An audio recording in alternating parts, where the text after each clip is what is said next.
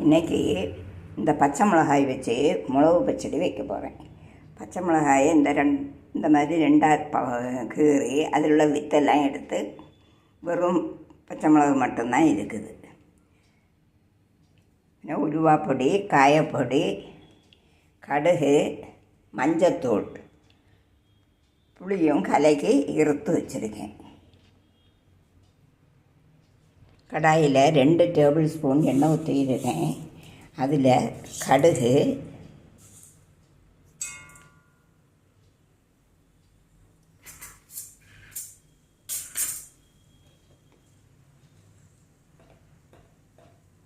உலுவாப்பொடி, காயத்தூள்,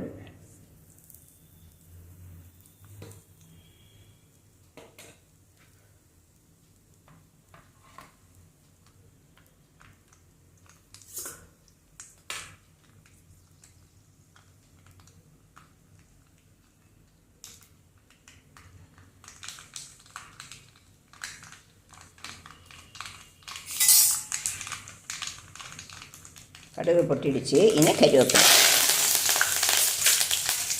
அந்த மிளகாய் நறுக்குனதையும் அதில் கொட்டணும்.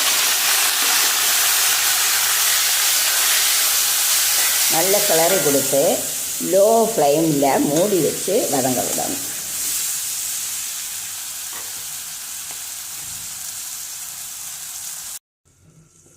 வதங்கி இருக்கும். அதில் கொஞ்சம் மஞ்சத்தூள் போட்டு இந்த புளி கரைசலையும் அதில் ஊற்றணும்.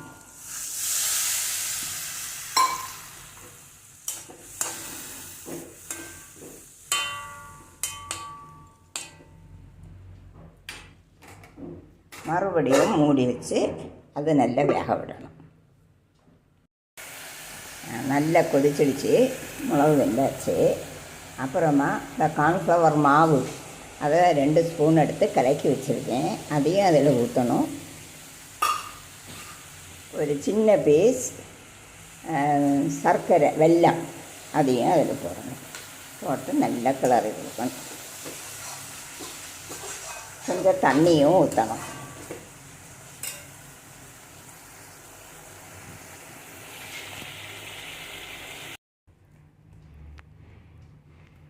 பச்சடியே சரியாயிடுச்சு. சால்ட்டெல்லாம் சரியாயிருக்கான்னு பார்த்துக்கணும்.